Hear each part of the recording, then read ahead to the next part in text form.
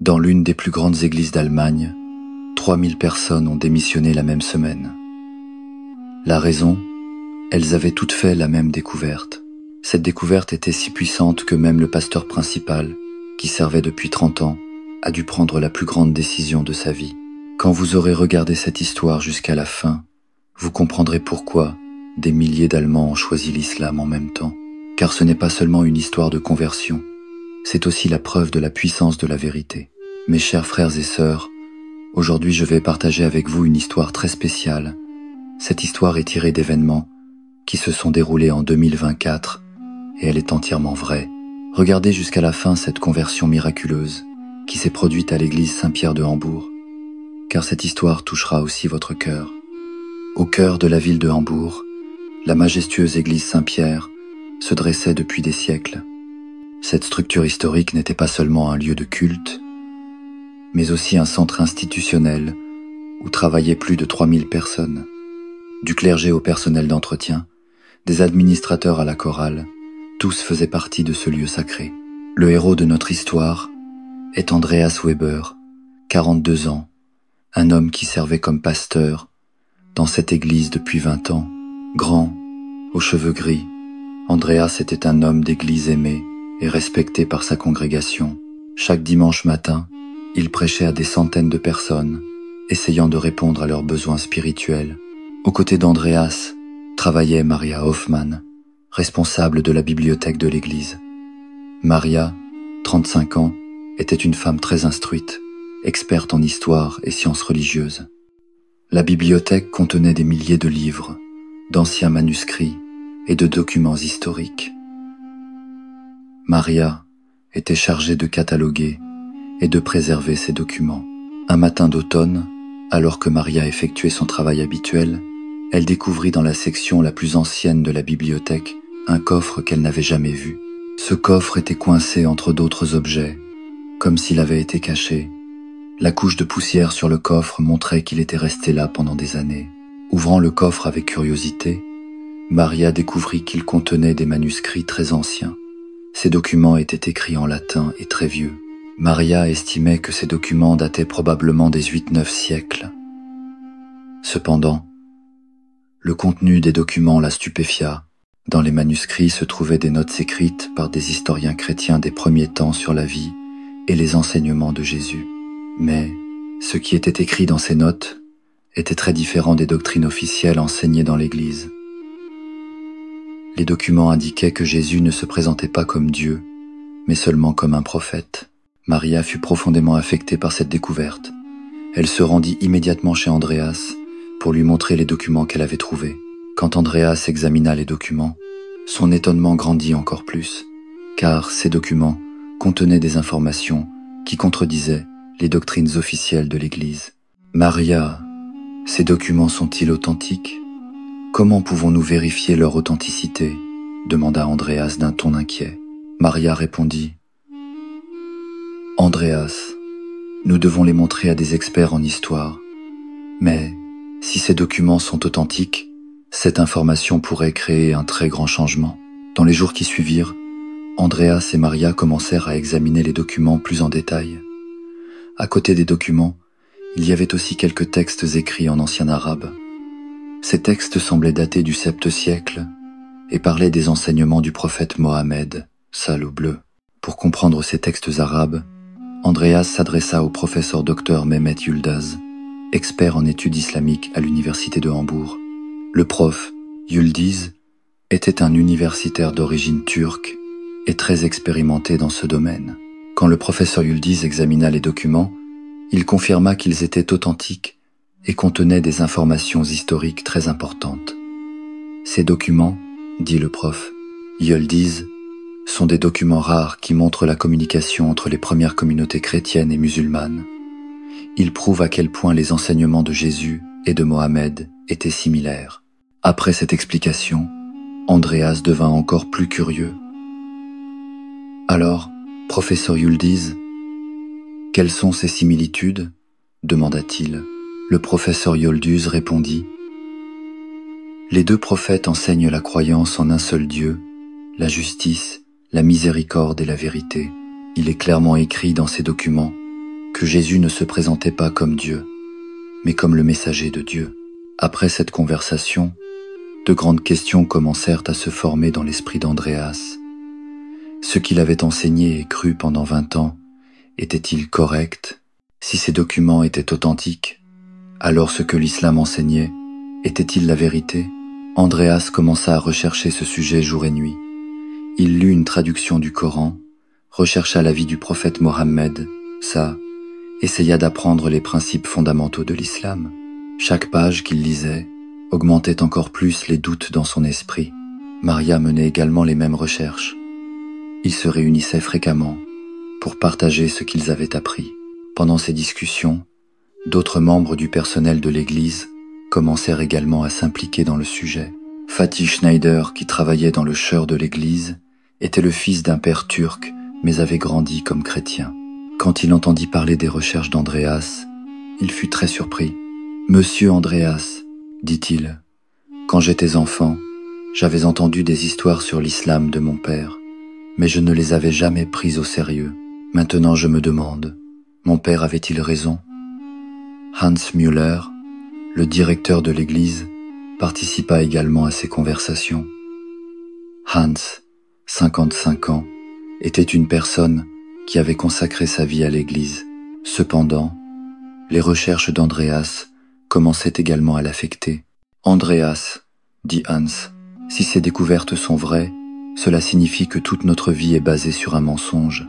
C'est une accusation très lourde. » Andrea répondit, « Mon frère Hans, je pense aux mêmes choses.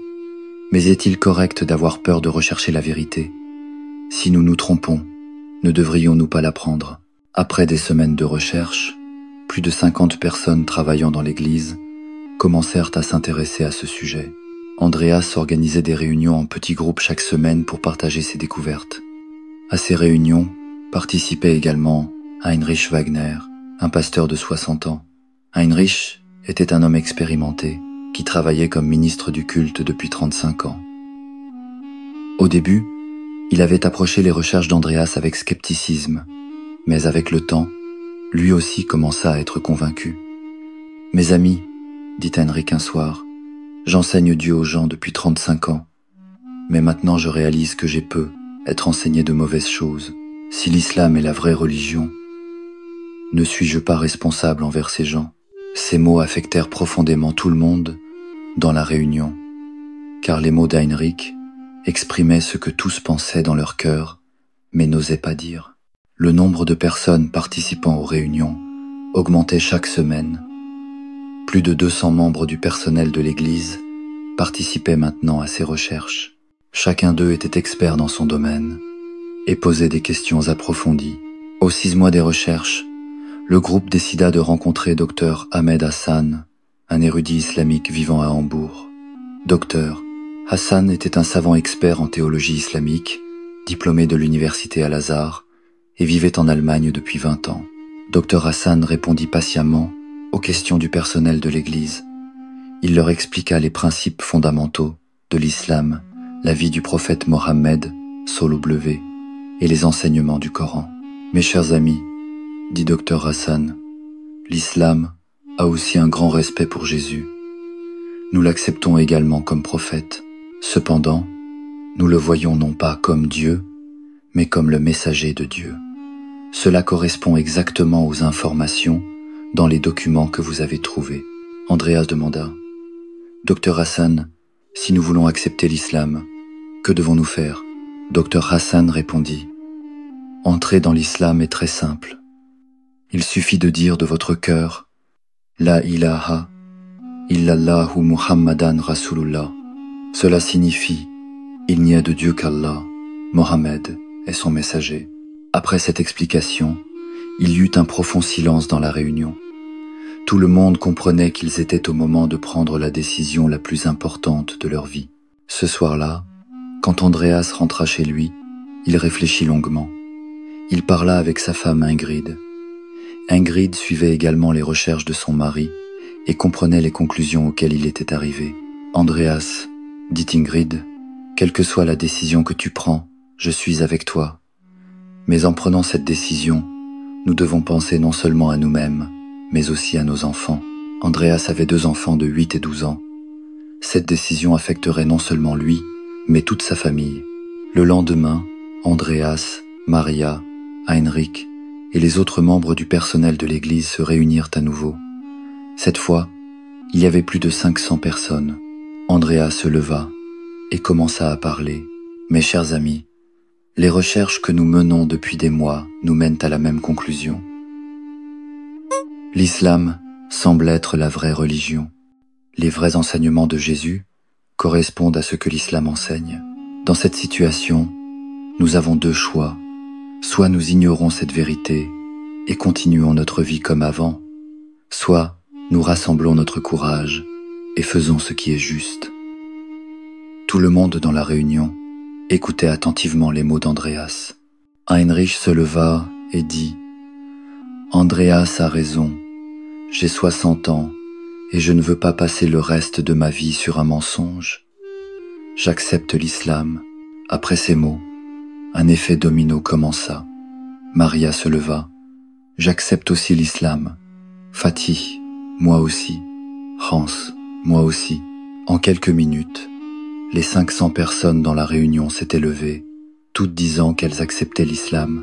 La semaine suivante, une journée historique fut vécue au centre islamique de Hambourg. 500 membres du personnel de l'église avaient également parlé à leurs familles et amis. Et au total, 1200 personnes étaient venues pour accepter l'islam. Dr Ahmed Hassan et d'autres savants islamiques s'étaient préparés à faire prononcer la charada à ces personnes. Cet événement eut un grand retentissement, non seulement à Hambourg, mais dans toute l'Allemagne. Les médias couvraient cet événement avec de gros titres. Certains journaux l'appelaient « la conversion du siècle ». Andreas était très ému en prononçant la shahada, en disant « La ilaha illallahu Muhammadan Rasulullah ». Il sentait qu'il trouvait la paix qu'il cherchait depuis des années. Maria, après avoir prononcé la shahada, dit « J'ai enfin trouvé le bon chemin ». Heinrich soupira. « Si seulement j'avais découvert cela il y a 30 ans ». Le personnel de l'église qui accepta l'islam dut naturellement démissionner de ses postes. Cependant, la communauté musulmane de Hambourg les prit sous son aile. Beaucoup commencèrent à travailler dans des institutions islamiques. Andreas utilisait maintenant le nom Ibrahim et commença à servir comme imam dans une mosquée. Il devint l'un des premiers imams à prêcher en allemand. Maria utilisait maintenant le nom Mariam et faisait des recherches islamiques. Heinrich avait pris le nom Hassan et, malgré son âge avancé, avait commencé à apprendre l'arabe. Cette conversion collective ne se limita pas à Hambourg. Le personnel d'église dans d'autres villes allemandes, qui entendit la nouvelle, commença également à faire des recherches. Des événements similaires se produisirent dans des villes comme Berlin, Munich et Cologne. À la fin de 2024, plus de 8000 membres du personnel d'église en Allemagne avaient accepté l'islam. Ce chiffre représentait la plus grande conversion collective de l'histoire européenne. L'histoire d'Andreas nous montre à quel point la vérité est puissante. Même si différentes choses ont été enseignées pendant des années, quand la vérité apparaît devant nous, nous pouvons la reconnaître. Les gens dans cette histoire ont risqué leur vie confortable, leurs emplois, leur statut social, car ils savaient une chose, la vérité vaut plus que tout. La beauté de l'islam apparaît ici. Il ouvre ses portes non seulement aux musulmans, mais à tous ceux qui cherchent la vérité. Une personne qui aime Jésus voit qu'il est encore plus respecté dans l'islam. Cette histoire montre également ceci. Quand les préjugés sont brisés, quand les cœurs s'ouvrent, la beauté de l'islam se révèle. Mes chers frères et sœurs, cette histoire est entièrement vraie. Cette transformation vécue par Andreas, Maria, Heinrich et des milliers de personnes est la preuve de la puissance de l'islam. Si vous aussi vous êtes quelqu'un qui cherche la vérité, n'ayez pas peur. Recherchez, lisez, apprenez, car la vérité ne déçoit jamais ceux qui la cherchent. Qu'Allah nous maintienne fermes sur le droit chemin. N'oubliez pas de partager cette histoire, car peut-être que cette histoire que vous partagez sera un moyen pour l'orientation de quelqu'un d'autre. Restez en paix, à bientôt dans la prochaine histoire.